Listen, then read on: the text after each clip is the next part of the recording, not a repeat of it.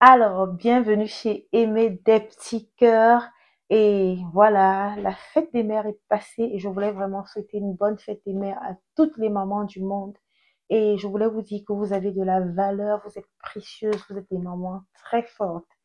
Et un passage de l'Écriture m'est venu à l'esprit pour vous. C'est à propos de l'histoire de Naomi. Naomi, nous connaissons Naomi et je connais beaucoup de personnes qui ont donné ce précieux nom à leurs enfants. Naomi, Naomi, Naomi, Naomi, Naomi, Naomi. C'est d'elle que vient notre Seigneur Jésus-Christ parce que Naomi est la arrière-grand-mère de David, David le roi. Ok, qu'est-ce qui s'est passé? Naomi était Éphratienne de Bethléem et là, il y avait une famine et ils ont décidé d'aller, son mari Elimelech et elle, dans le pays de Moab. Arrivé dans le pays de Moab, voilà, avec ses deux fils, le premier s'appelait Machlon, Machlon qui signifie malade, et le deuxième s'appelait Kigelon, Kigelon qui signifie languissant. Bref, pour raccourcir l'histoire, dans le pays de Moab, où ils étaient allés chercher du pain, quittant Bethléem, qui est la maison du pain, c'est bien contradictoire. Des fois, des décisions qu'on prend peuvent être contradictoires. Donc, arrivé au pays de Moab, le malheur a frappé Naomi. Son mari est mort, ses deux garçons sont morts. Elle s'est retrouvée seule avec ses belles-filles. Et une des belles-filles, Ruth, elle a dit à Naomi, moi j'irai où tu iras. Je serai avec toi. Ton Dieu sera mon Dieu. Ton peuple sera mon peuple. L'autre, qui s'appelait Orpa, elle, euh, elle a dit à Naomi la même chose. Mais quand Naomi lui a dit non, va-t'en, retourne dans ta famille, elle est partie.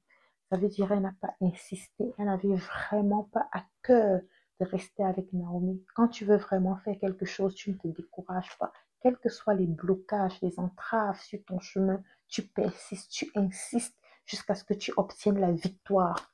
Et je veux dire à une maman ici aujourd'hui, tu auras la victoire si tu ne te décourages pas.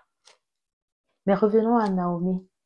Et voilà, Naomi était une femme, Naomi était une mère, Naomi était une belle-mère. Et je veux dire, la vie de Naomi était tellement désastreuse que lorsqu'elle est rentrée à Bethléem, elle ne voulait plus qu'on l'appelle Naomi parce qu'elle a dit, l'Éternel m'a traité avec beaucoup de rigueur. L'Éternel m'a traité durement. Ne m'appelez plus Naomi, appelez-moi Mara, qui signifie amère.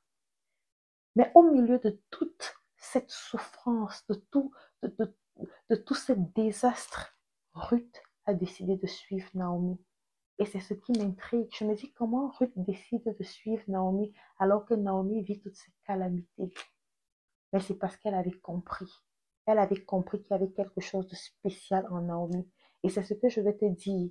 Toi, une maman, une femme qui m'écoute aujourd'hui, voici, tu peux peut-être faillir en tant que femme.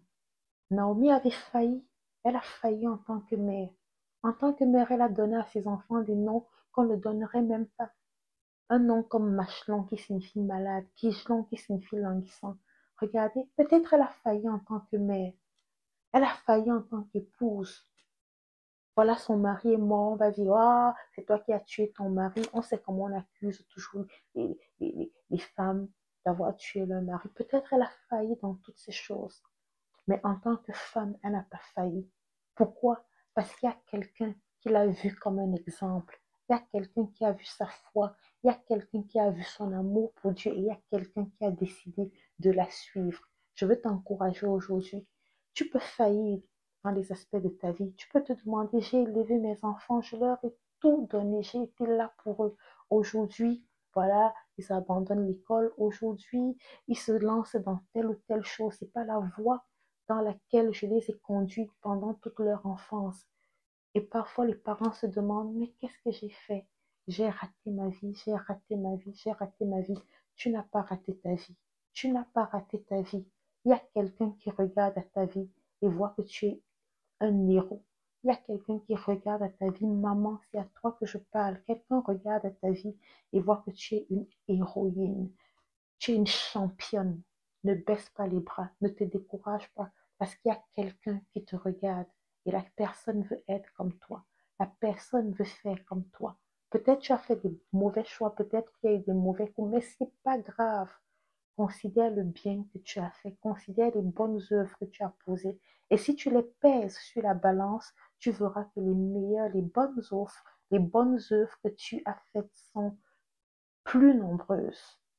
Alors concentre-toi sur ce que tu as fait de bien. Concentre-toi sur les paroles de Dieu. Concentre-toi sur les promesses de Dieu. Concentre-toi sur les rêves que tu as. Concentre-toi sur les valeurs que tu as. Concentre-toi sur le positif qui est en toi.